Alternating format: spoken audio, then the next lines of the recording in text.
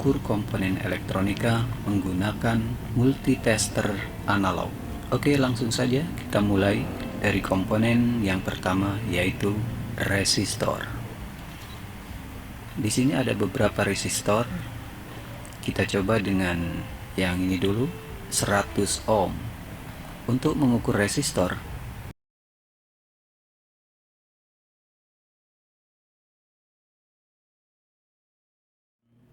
selektor multitesternya ini mulai dari kali 1, kali 10, atau kali 1K juga bisa, tergantung nilai resistornya.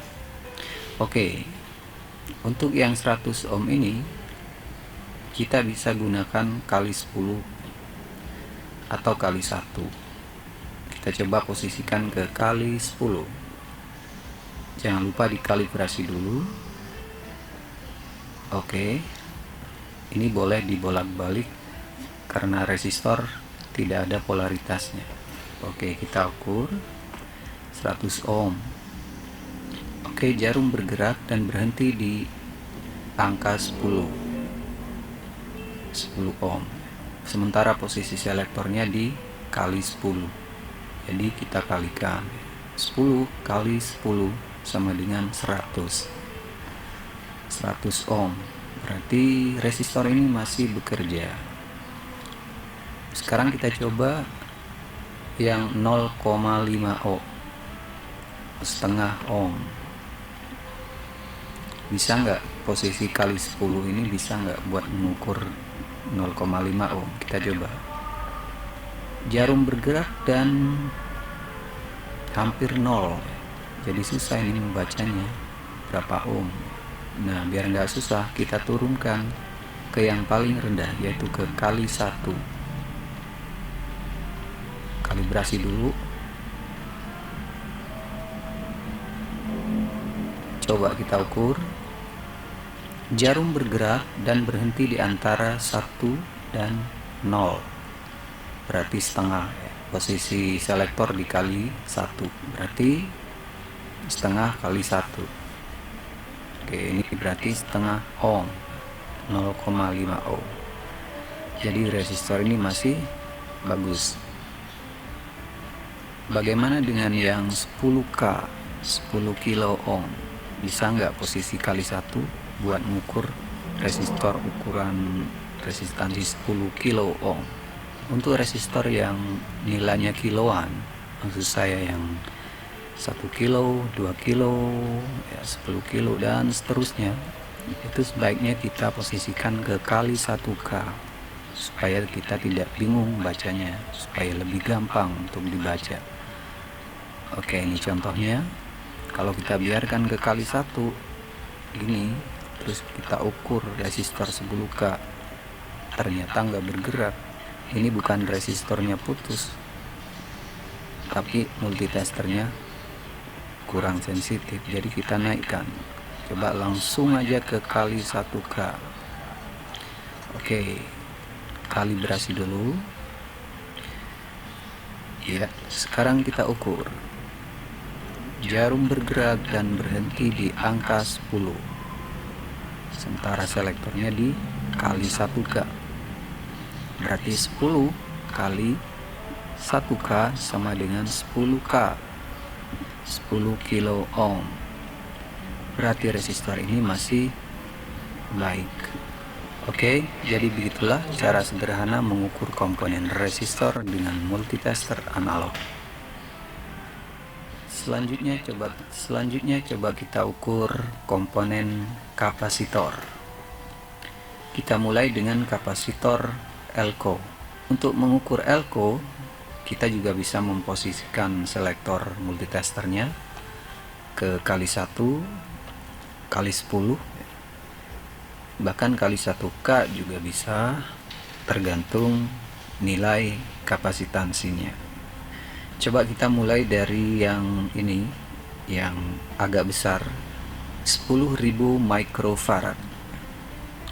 Untuk elko yang agak besar, sebaiknya posisikan selektor multitesternya ke kali 1 supaya lebih aman. Soalnya kalau kita posisikan ke kali 10 100, apalagi ke 1K, ini nanti jarum multitesternya akan bergerak mentok banget. Jadi sebaiknya dikali 1 untuk elko yang besar. Oke, kita rubah ke kali 1.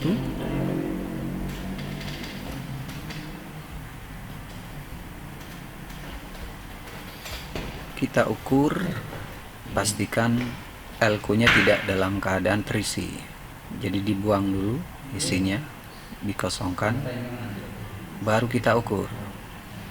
Jarum bergerak dan kembali lagi ke semula. Kemudian kita balik.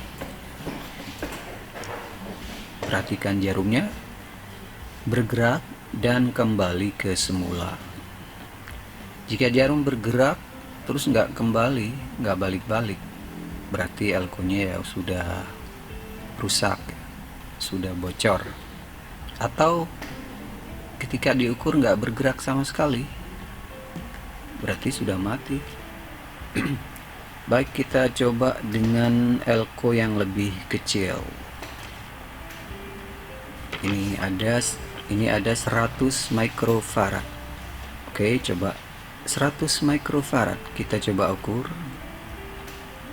Iya, perhatikan jarumnya bergerak sedikit sekali. Kita balik, ternyata juga bergerak sedikit dan kembali. Jadi semakin kecil kapasitansinya, gerakan jarumnya akan semakin sedikit. Kalau memang dirasa susah banget membacanya, sebaiknya kita rubah ke yang lebih tinggi, yang lebih sensitif. Oke, coba kita rubah ke kali 10. Kita kosongkan dulu. Coba diukur, bergerak dan kembali. Kita balik, bergerak dan kembali ke semula. Berarti elko ini masih bekerja. Coba yang lebih kecil lagi, 1 microfarad. Kita ukur, ternyata nggak bergerak. Apa berarti ini putus?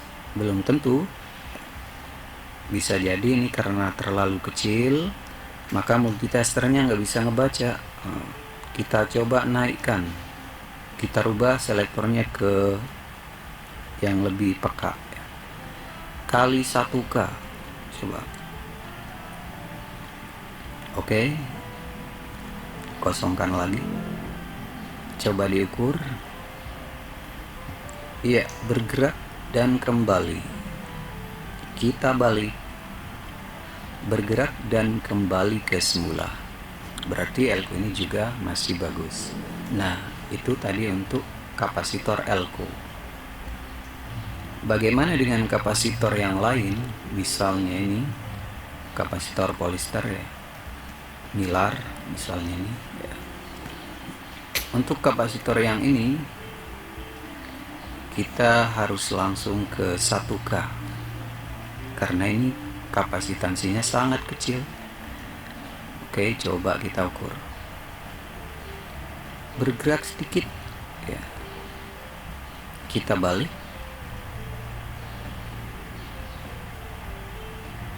juga bergerak sedikit dan kembali. Berarti kapasitor ini masih bagus. Coba yang lebih kecil.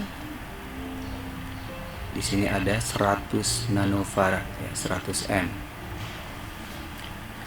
Kita ukur, ternyata tidak bergerak. Putus nggak nih? Belum tentu. Bisa jadi multitesternya sudah tidak sanggup membaca. Kita naikkan ke yang lebih tinggi, ke yang lebih sensitif. Kebetulan di sini ada kali 10K. Coba saya rubah ke kali 10K. Kita ukur, bergerak dan kembali. Oke, kita balik, sama, bergerak dan kembali. Berarti kapasitor ini masih oke. Kalau yang kapasitansinya sangat kecil, di bawah ini misalnya 1N atau di bawahnya mungkin sudah nggak kebaca ya. Apalagi yang ukurannya pico kayak gini, 100 PF. ini sudah nggak bisa kebaca oleh multitester analog ini. Coba diukur ini 100 PF, 100 picofarad, nggak bergerak. Ini bukan berarti kapasitor ini putus, belum tentu. Ini disebabkan kapasitansinya terlalu kecil sehingga multitester ini sudah tidak bisa membaca. Jadi perlu alat khusus untuk mengukur ini ya. Atau kita bisa buat alat tambahan sebagai penguat ya, nanti kita bahas di video yang lain. Nah, jadi intinya multitester analog ini hanya bisa membaca kapasitor yang kapasitansinya tidak terlalu kecil, seperti kapasitor yang sudah kita ukur tadi. Baiklah, selanjutnya kita akan mengukur komponen dioda. Di sini ada beberapa dioda. Kita ukur dioda biasa, dioda umum, dioda penyearah biasa. Untuk dioda ini kita bisa memposisikan selektornya ke kali 1, juga ke kali 10, atau kalau perlu kali 1K juga bisa. Oke, saya coba yang pertengahan kali 10. Kalau saya biasa mengkalibrasi. Oke, kita ukur. Ini ada dioda 6 ampere.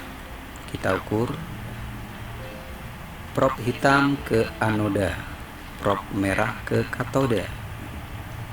Perhatikan jarumnya bergerak dan berhenti di sekitar angka 5 ya. Umumnya untuk dioda biasa memang segini, jarumnya bergerak di sekitar angka 5 bila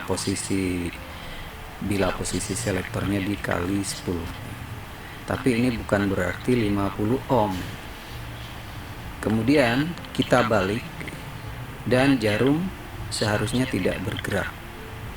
Nah, ini oke. Jika ketika dibalik ini jarum malah bergerak banyak banget, itu berarti bocor. Jadi begitu ya cara mengukur dioda.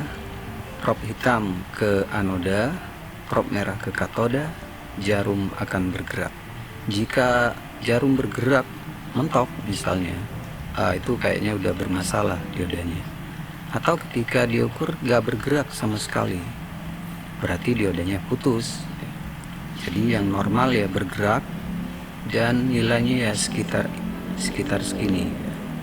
Kemudian setelah kita balik, itu seharusnya tidak bergerak, berarti dioda ini bagus. Sekarang coba kita ukur yang kecil. Ini ada 1 ampere.